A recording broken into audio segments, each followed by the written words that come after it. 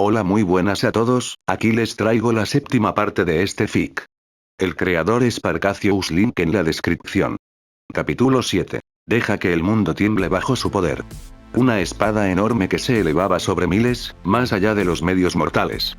Un gigante que permanecía incontestado entre las nubes como la espada de un verdugo que se avecinaba. Estaba cayendo. Cayendo tan rápido que los vientos azotaban violentamente su cuerpo, empujándolo hacia atrás y haciendo que entrecerrara los ojos para enfocarse, con un brazo extendido detrás de él en su descenso. No lo estaba sosteniendo. De hecho, parecía más como si estuviera levitando unos metros por encima de su palma. Igalima, la espada taladora de montañas. Había saltado, no dispuesto a que el peso de Igalima luchara contra la pared de acero erigida y, como resultado, se lanzaba hacia adelante.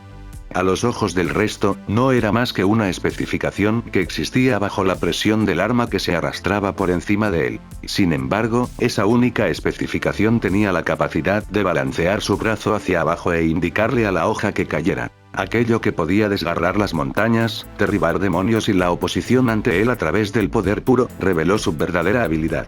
El campo verde atravesando miles. No importaba lo que estuviera frente a él. Montañas, murallas, castillos, ejércitos, todos eran iguales. Meros objetos que cortar. Los vientos soplaron feroces, céfiros parecidos a tornados que se formaron alrededor del borde de Igalima mientras giraba hacia adelante con el poder de un gigante. Pareció atacar en cámara lenta, o tal vez fue simplemente un truco de la vista, pero nadie pudo desviar su atención. Los eventos que se revelaron ante ellos fue algo que no era humanamente posible. Ninguno de los Teigu que Akame podía enumerar en su mente poseía un aura tan distinta y dominante.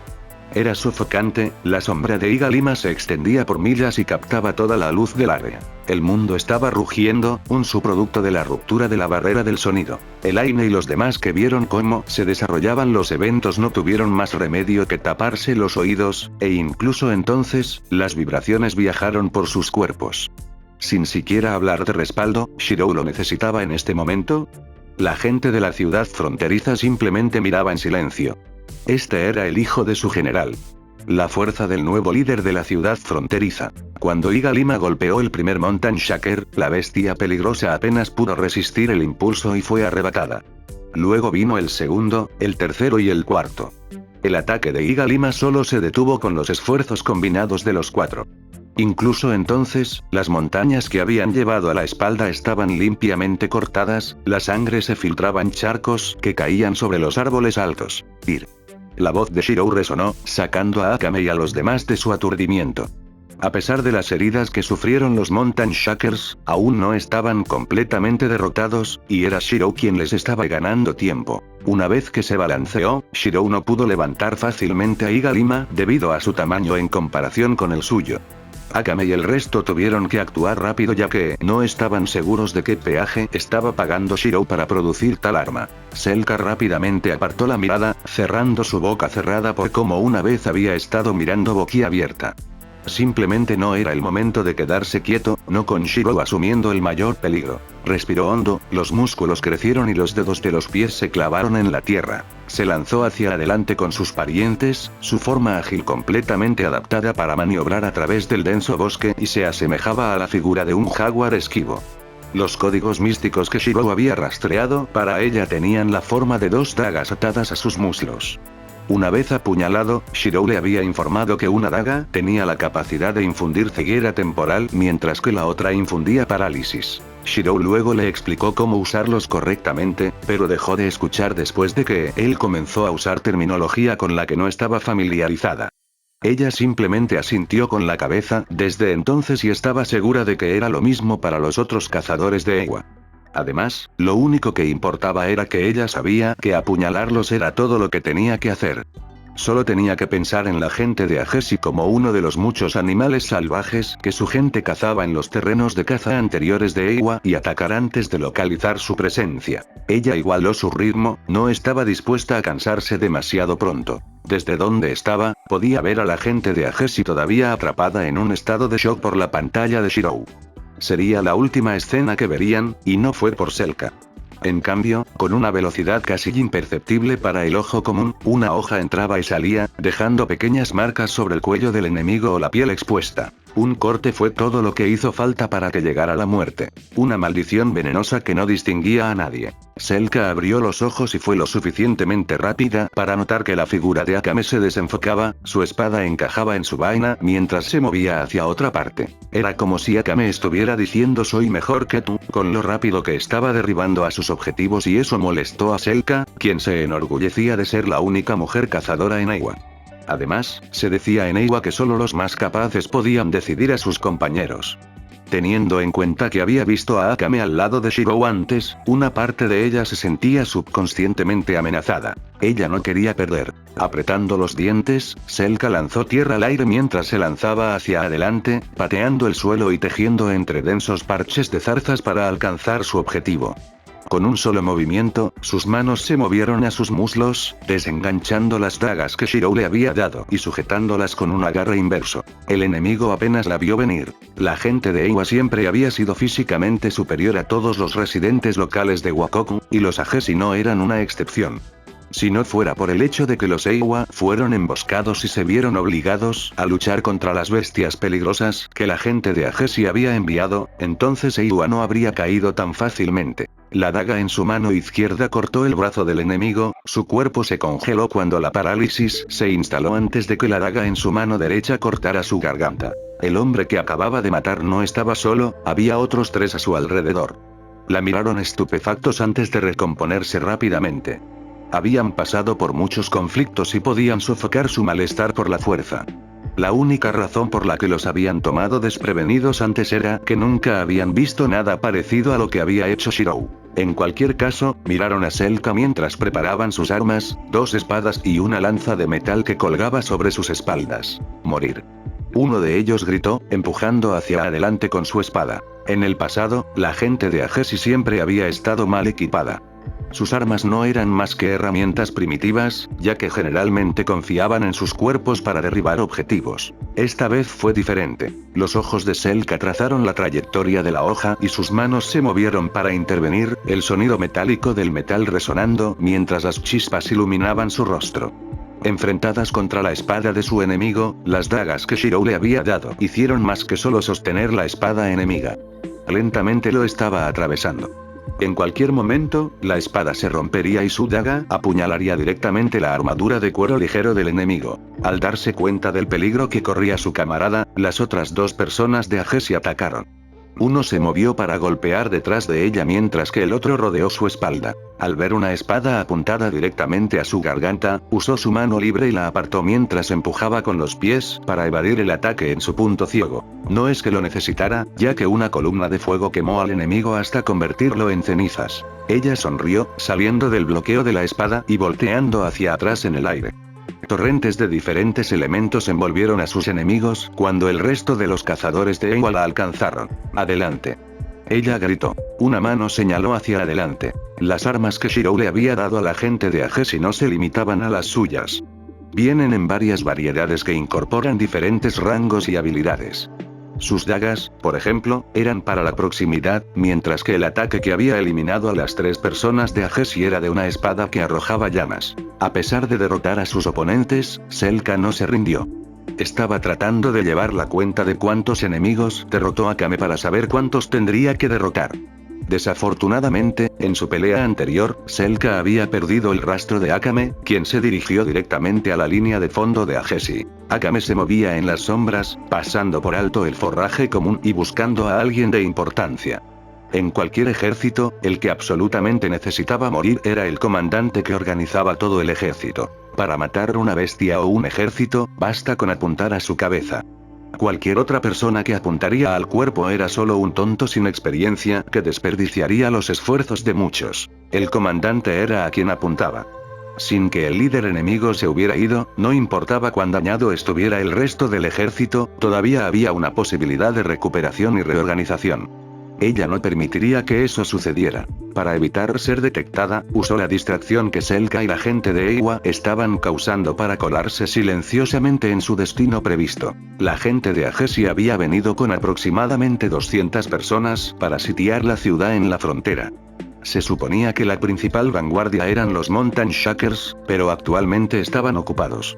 Esto significaba decir que el grupo de Ajeshi estaba en un estado de confusión por el fracaso de sus planes. Era la condición perfecta para que un asesino se aprovechara. Espiando al enemigo frente a ella, Akame tomó nota cuidadosamente para buscar al individuo que apareciera más conspicuo, o al menos, alguien que parecía estar a cargo.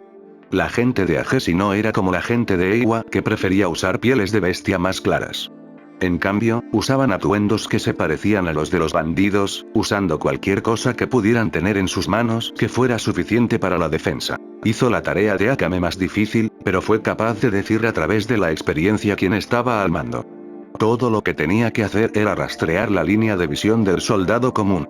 Ese individuo al que más se miraba era probablemente su objetivo previsto. Bajo y aquí, sus observaciones pronto la llevaron a mirar fijamente a un hombre que estaba en la retaguardia del ejército. Su rostro estaba enmascarado detrás de la cabeza de un animal perseguido, y el resto de su cuerpo estaba completamente cubierto por una resistente armadura de cuero. No había muchas aberturas que pudiera explotar, y abrirse camino hacia el hombre resultaría difícil sin ayuda. Siendo que Selka y los demás acababan de comenzar su ataque, no podrían ayudarla en el corto plazo hasta que hubieran atravesado la línea del frente enemiga. Iba a tener que entrar sola. Alrededor de 50 guardias estaban alrededor de su objetivo, todos muy vigilantes y con el mejor equipo del ejército. Conjuntos completos de armaduras y armas afiladas que brillaban bajo la luz del sol. No iba a ser una muerte fácil, pero con su habilidad, era posible. Lo único que le quedaba por reflexionar era una sola pregunta. ¿Valió la pena el riesgo? ¿Realmente tenía que poner su vida en peligro para defender un pueblo que acababa de conocer? Fue una decisión difícil. El asesino dentro de ella no podía ver ningún beneficio en la situación, pero la verdadera parte de ella no deseaba ver caer la ciudad fronteriza Oshirou. A pesar de la bravuconería que Shirou había mostrado al enfrentarse a las 4 bestias peligrosas, Akame aún podía recordar claramente la condición de Shirou directamente después de haber creado los muros de acero alrededor de la ciudad fronteriza. Quizás solo derrotar a los Mountain Shakers lo agotaría. Entonces moriría si no estuviera protegido. No era un espectáculo que quisiera ver. No alguien como él. El tipo de individuo que no podía mentir por una mierda para salvar su propia vida. Murasame fue sacado constantemente de su vaina. Ya no iba a pensar demasiado en ello. Todo lo que importaba era que el enemigo estaba ante sus ojos. Ella era Akame de Night Raid, alguien cuyo cartel de Se Busca había circulado por todo el imperio. Ella no era de ninguna manera una persona débil. Ella era mortal. En un estallido de movimiento, actuó, empujándose desde un árbol y directamente corriendo hacia adelante. Necesitaba deshacerse de los guardias que rodeaban al líder al mando. Aún así, alguien más se le adelantó. El hecho de que Akame se equivocara en su predicción de cuánto tardarían Selka y los demás en llegar no era algo que le preocupara profundamente. En cambio, una sonrisa jugó en sus labios cuando Selka y los otros cazadores de Eiwa aparecieron de repente. La combinación de los códigos místicos que Shirou había rastreado para ellos y sus habilidades físicas naturales, era demasiado para que la gente de Ajeshi la manejara. Mientras Selka y los otros cazadores de Eiwa directamente despejaron un camino para que Akame lo tomara, Akame no pudo evitar fruncir el ceño cuando vio la forma en que Selka la miraba seriamente. Era como si la vieran como una especie de rival con una expresión de victoria en el rostro de Selka. Yo gano, él es mío. Akame no entendió las palabras de Selka ni eligió hacerlo. Simplemente estaba agradecida de que no hubiera guardias con los que tuviera que lidiar. El 1 a 1 era su especialidad. Sin perder tiempo, se lanzó hacia adelante para atacar a su objetivo, observándolo por cualquier movimiento que pudiera realizar. Inesperadamente, se quedó quieto, haciéndola aún más cansada de un contraataque repentino. Ella se detuvo a menos de 2 metros de él. Lo suficientemente lejos como para que no pudiera alcanzarla con su espada, y lo suficientemente cerca como para que pudiera golpearlo si intentaba huir. Sus manos agarraron a Murasame en un agarre horizontal, sus piernas se abrieron en una postura abierta, lista para cambiar su peso en cualquier momento. El hombre la miró de cerca, pero estaba claro que la mayor parte de su atención todavía estaba en Shirou en la distancia, luchando contra los Mountain Shakers. Ella estaba siendo ignorada. En cualquier otro momento, ella pudo haber atacado para probar un punto, pero no pudo ver miedo en la expresión del hombre cuando la miró. ¿Eres Akame de Night Raid? El hombre hablaba distraídamente a pesar de que su ejército de 200 estaba en medio de una masacre. Ella no respondió, tratando de evaluar exactamente a qué se refería el comandante enemigo. No importa, el hombre negó con la cabeza. Quieres matarme, así que pronto pagaré esta deuda matándote. A pesar de la amenaza del hombre, no hizo ningún movimiento para atacarla y, en cambio, entrecerró la mirada en la distancia. Qué desafortunado que no deseo desperdiciar mis esfuerzos. No preveía que un usuario tan poderoso de Teigu existiera en esta pintoresca ciudad. Un error de cálculo grave. El hombre estaba apretando sus puños con tanta fuerza, que Akame notó pequeñas gotas de sangre cayendo de sus palmas. Como para insultar su habilidad, el hombre incluso le dio la espalda. Sería un error fatal. Sus ojos se enfriaron, y de un solo corte, decapitó a su enemigo. Sin embargo, la voz continuó. Un error de verdad. Vio como el cuerpo del comandante enemigo se desvanecía en humo como si nunca hubiera existido. Por cómo estaba reaccionando Murasame, entendió lo que estaba pasando de inmediato. Un usuario de Teigu. Ella estaba luchando contra un usuario de Teigu cuya habilidad parecía permitirle proyectar imágenes de sí mismo. Por lo tanto, desde el principio, el hombre al mando del ejército podría no haber estado presente en absoluto. Probablemente estaba mirando desde algún lugar, observando cómo se desarrollaría la batalla. Con su comandante aparentemente asesinado, Selka y los demás no tuvieron problemas para derrotar al resto de la gente de Agesi. El único que quedó peleando fue Shirou. Iga Lima se había alojado firmemente en el suelo después de su golpe inicial. La espada imponente era tan pesada que desde el momento en que hizo contacto con la tierra, se produjo una grieta como un abismo con violentos temblores. Los 4 Mountain Shakers quedaron atontados, heridos y desorientados después del primer ataque. Sin embargo, todavía representaban un peligro significativo. En pánico, todo el grupo comenzó a atacar en todas direcciones, solo su tamaño derribaba árboles y aplastaba todo. Fue hasta el punto en que Elaine y los demás de la ciudad fronteriza se vieron obligados a retirarse y simplemente esperar el regreso de Shirou. Muchos actuarían como si nada hubiera pasado, pero Elaine miraría a Shirou de manera extraña durante las próximas semanas después de que la batalla se resolviera. En cualquier caso, mientras Shirou miraba a las 4 enormes bestias peligrosas arrasando frente a él, miró a Iga Lima y consideró sus opciones. Con un golpe, había cortado las montañas que aparentemente brotaban de las espaldas de las bestias peligrosas, reduciendo su tamaño a la mitad, pero no estaban incapacitadas. Debería haber apuntado a sus cabezas, pero había querido atraparlos a todos y reunirlos en un solo lugar. Con ese fin, se cumplió su objetivo. Con un solo movimiento, despidió a Iga Lima, la construcción gigante que se desvanecía en motas de luz brillante. Simplemente no era práctico seguir usándolo, ya que no podía levantarlo fácilmente del suelo. Desde donde estaba, podía ver que Akame y Selka habían completado sus objetivos, por lo tanto, era solo él quien necesitaba terminar su parte. ¿Explotarlos? ¿Golpearlos? Consideró sus opciones con respecto a los Mountain Shakers lesionados, pero poco importaba. La eficiencia era mejor en un mundo en el que no podía reponer fácilmente su energía. Iga Lima le había sacado más de lo que pensaba, lo que demuestra cuánto esfuerzo generalmente se necesita para rastrear una copia de algo que es similar a un constructo divino. Estaba jadeando, sus reservas bastante bajas, pero su espíritu alto mientras miraba a las bestias peligrosas frente a él como una montaña de oro. Entonces, ¿qué pasa si se queda sin energía? Podría reponerse después. Lo que importaba ahora era usar lo poco que le quedaba para concluir la batalla. Sus brazos se extendieron frente a él, agarrando el aire mientras los relámpagos azules estallaban en el suelo. Trace, on. Invocó un encantamiento, convocando un arco y una flecha que inundó fuertemente con todo su poder mágico restante y más. Un noble fantasma producido en tal mansión se llamaba acertadamente un Broken Phantasm. La espada que apareció fue en espiral y se retorció, la energía desenfrenada rompió la espada. Bandas de energía mantuvieron la forma general de la espada en su lugar, y cuando colocó la espada sobre su arco, el aire mismo comenzó a distorsionarse. Era una espada del arco iris. Inundada de poder y rota, incorporó el aspecto más verdadero de su leyenda, y se convirtió en una espada de luz que brillaba en medio del esplendor de la batalla. Fue deslumbrante. La baliza donde todos se volvieron a mirar. Como prototipo de muchas armas, era una espada mágica relacionada incluso con Excalibur Galatine, la espada del sol.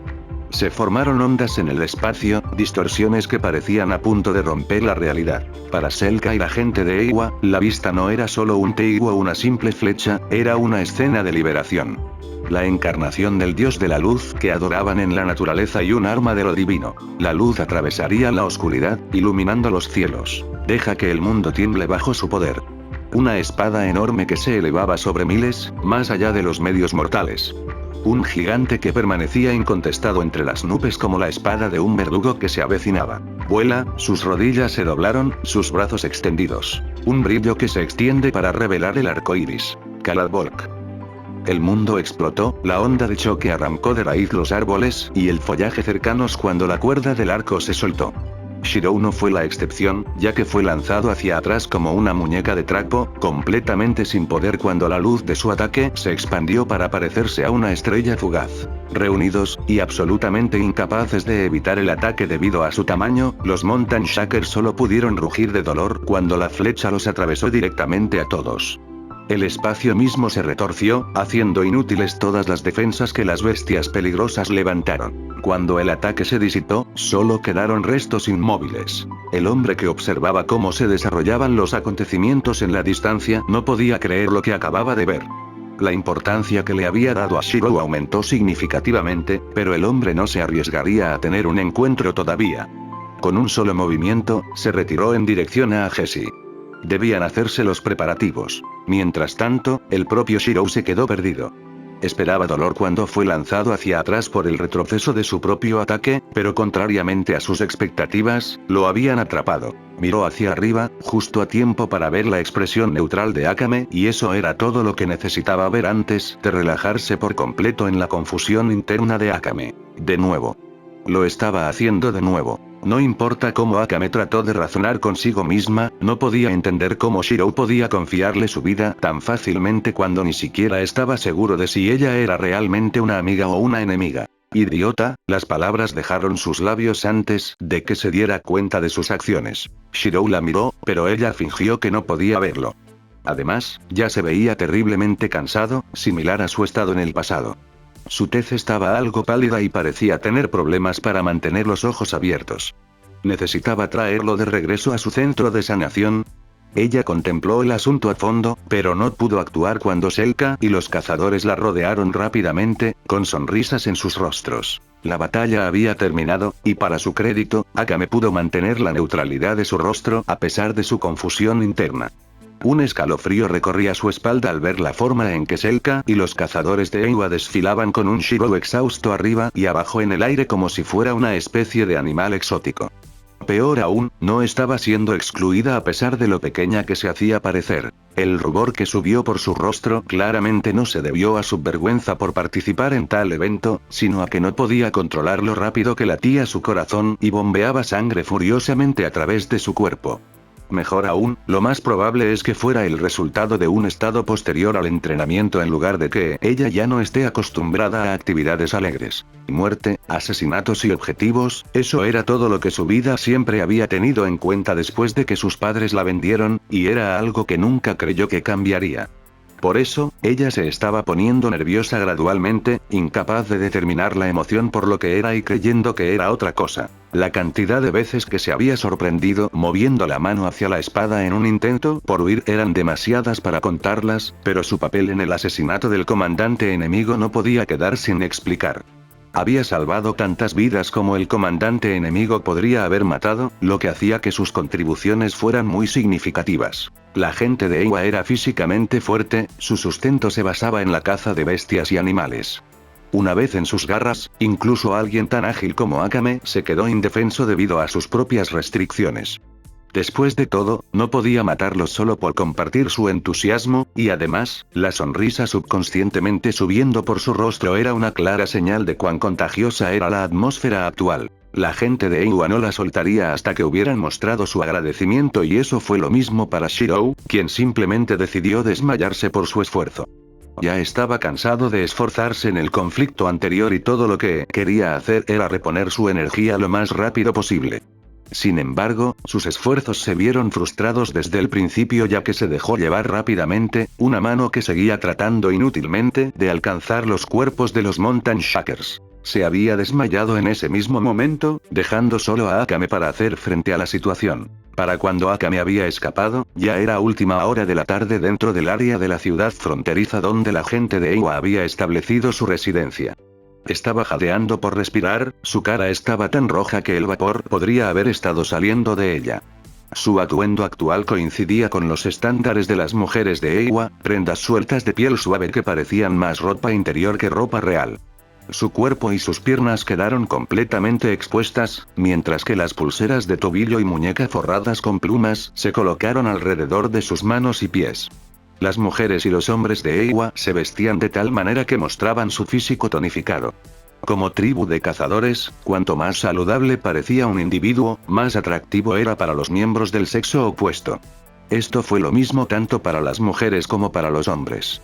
Shirou, por ejemplo, estaba vestida solo con una falda de piel. Akame y Shirou se habían cambiado a la ropa formal de la gente de Eywa para celebrar su victoria a través de un baile tradicional que siguió a las festividades. Sin embargo, Akame no estaba acostumbrado a llevar tan poca ropa, y se retiró apresuradamente como un gato asustado que huye del agua. No sintió ningún remordimiento por dejar atrás a Shirou. Aún estaba inconsciente de todos modos, y se recostó sobre el regazo de Selka mientras las otras mujeres de Eywa lo miraban con curiosidad. Es de destacar que Selka pasó la mayor parte de la celebración tratando de espantar y sisear a sus compañeros de Shirou, como un gato salvaje cuidando a sus cachorros. A Akame no le importaba en ese momento. En cambio, su expresión se oscureció cuando no pudo encontrar su ropa original y se dio cuenta de que tendría que seguir usando su atuendo actual. En lugar de entrar en pánico, hizo lo mejor que podía hacer y tomó prestado un abrigo al azar que se dejó colgando para secar en una línea de alambre fuera de la casa de un individuo. Y a partir de entonces, se fue rápidamente con un destino en particular en mente. No la malinterpretes. El hecho de que hubiera ayudado a defender la ciudad fronteriza no significaba que hubiera olvidado su asignación original. Había estado dentro de la ciudad fronteriza durante varios días, llegando a casi 2 semanas en total. Como asesina profesional, hacía mucho tiempo que había encontrado su objetivo en el plazo establecido. Sus pies la llevaron hacia adelante, sin un sonido que se escuchó mientras desplazaba la grava debajo de ella, que pronto se convirtió en una arena fina a medida que se acercaba a su destino. Se dirigía hacia las orillas de un lago pequeño pero tranquilo del que los residentes de la ciudad fronteriza extraían principalmente su agua dulce. También era la fuente de su pescado y productos secos que se salaban y se dejaban secar al calor del sol. La orilla del lago estaba llena de muchos estantes pertenecientes a diferentes pescadores que aseguraban sus capturas y las dejaban afuera para que la administración de los pueblos fronterizos las recogiera. La comida escaseaba cuanto más lejos de la capital del imperio se vivía y la ciudad fronteriza no era una excepción a esta regla. Los peces capturados por los pescadores se entregaron al ayuntamiento de la frontera, donde la comida se distribuiría equitativamente para alimentar a los hambrientos. Los pescadores dieron su pescado y, a cambio, recibieron trigo y pan de los demás ocupantes del pueblo. En tiempos de hambre y hambruna, la mejor forma de sobrevivir no era quedarse solo, sino apoyarse en un colectivo. Había visto el mismo sistema una vez antes en sus días, viviendo en las naciones de Wakoku, donde una vez se quedó varada. Sus ojos se oscurecieron cuando recordó el recuerdo. Demasiadas personas buenas en su vida habían muerto por razones que apenas podía aceptar. Por eso no podía soportar lo corrupto que se había vuelto el mundo. ¿Entonces no quieres cambiarlo? Las palabras de Nagenda resonaron en su mente. Fue Nagenda quien la había convencido de desertar de la unidad de asesinatos del imperio, lo que la había obligado a ser tan fría como en la actualidad. Al mismo tiempo que reflexionaba sobre las palabras de Nagenda, también surgieron otras palabras de su interior. Palabras llenas de un tipo de convicción que podría influir en el corazón con su certeza. No está mal ayudar a los demás. Las personas solo se colocan en sus situaciones a través de las circunstancias. No significa que no puedan cambiar. Solo necesitas mirarte a ti mismo. El agarre que tenía sobre su espada se apretó, todavía incapaz de comprender cómo Shirou parecía poder ver tan claramente a través de ella. Solo había mirado una vez tanto a ella como a la espada en su mano antes de mirarla con lo que parecía ser comprensión y simpatía. Era como si conociera sus experiencias. Nadie la había mirado nunca con esa expresión y, sin embargo, aún tenía la capacidad de confiar plenamente en ella. Hubo muchas ocasiones en las que ella podría haberlo golpeado por lo descuidado que estaba siendo al atreverse a dar la espalda a una persona de la que no estaba completamente seguro de que fuera amigo o enemigo. Sin embargo, lo había hecho de todos modos. No poseía el carisma pasivo ni el comportamiento confiado de Najenda, sino que lo que tenía era algo muy diferente. No luchó por poner fin a la traición del imperio, sino por la única causa de salvar a los que estaban frente a él.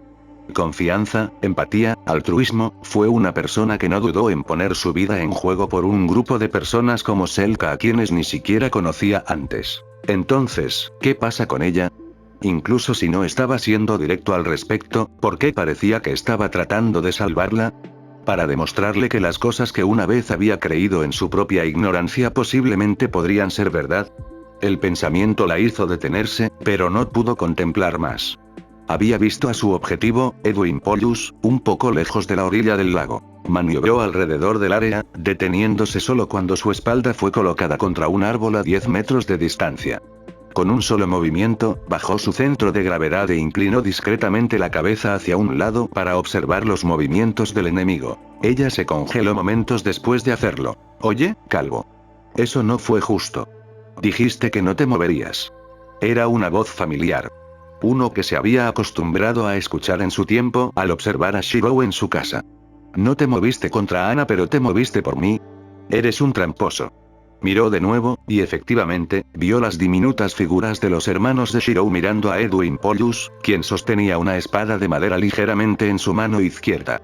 Por el aspecto de la situación, Edwin Polus en realidad les estaba enseñando a Artus y Ana el camino de la espada. «No dije que no me movería, ¿verdad?», Edwin respondió, ignorando la forma en que Artus lo insultó. De hecho, no estaba ni cerca de calvo.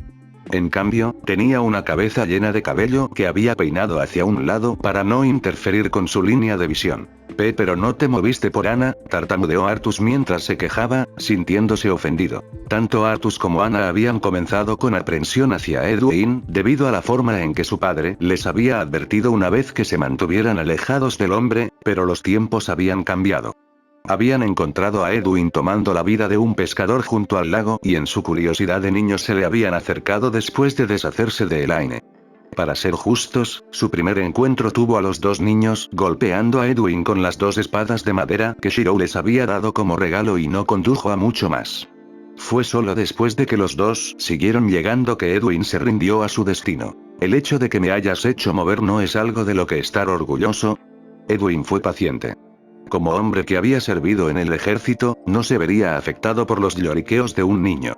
En cambio, sin más palabras, golpeó con su espada de madera y obligó a Artus y Ana a retirarse mientras bloqueaban. Las palabras no servían de nada para que uno pudiera acumular experiencia, especialmente cuando era joven. El sonido de espadas chocando juntas era el único ruido que Akame podía oír ahora donde permanecía escondida detrás del árbol.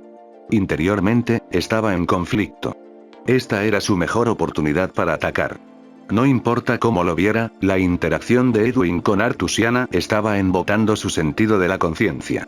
Todo lo que necesitaría era un solo corte y luego podría huir y nunca volver a la rareza, que era la ciudad fronteriza nunca más. Sin embargo, ella no pudo hacerlo. La fuerza que tenía en sus brazos la abandonó lentamente, dejando solo un pulgar para pasar por el pomo de la empuñadura de su espada. Por los informes que había leído y memorizado, Edwin debería haber sido un hombre de sangre fría que no dudaría en enviar a alguien a la muerte para completar una misión.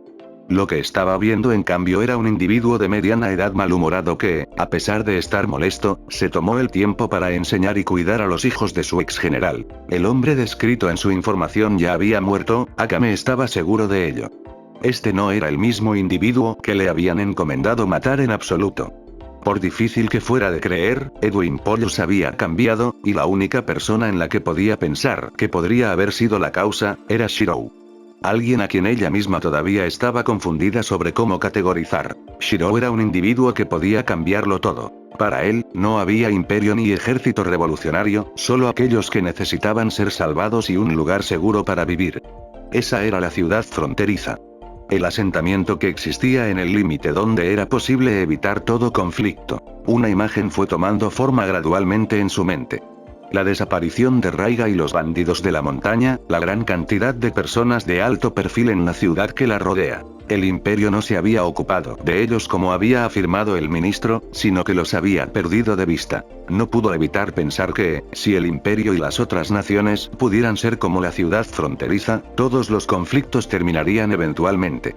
El mundo no necesitaba ningún ministro traicionero o revolucionarios ambiciosos. Necesitaba a alguien como Shirou que nunca se pusiera antes que los demás. Antes incluso de darse cuenta de lo que había sucedido, había dejado atrás a Edwin y había regresado a una cueva que había estado ocupando en su tiempo dentro de la ciudad fronteriza. Era pequeño, escasamente amueblado y poseía un olor terrenal a granito. Los únicos objetos en la habitación eran un rollo de cama en el que solía dormir y los restos de un pequeño fuego que había apagado antes de irse. No se molestó con ninguno de ellos y en su lugar se movió para vaciar el contenido de su bolso que había dejado cerca del fuego del campamento. Numerosos trozos de papel encuadernado, tinta y utensilios de escritura chocaron contra el duro suelo. Eran los informes y cartas que Akame debería haber enviado a Nagenda pero que nunca había podido enviar. La mayoría de ellos estaban amontonados en pilas desordenadas, y muchos de ellos estaban llenos de arrugas y arrugas por lo mucho que había dudado meditando sobre ellos. Si fuera él, podría hacerlo. Para cambiar la forma en que funcionaba el mundo.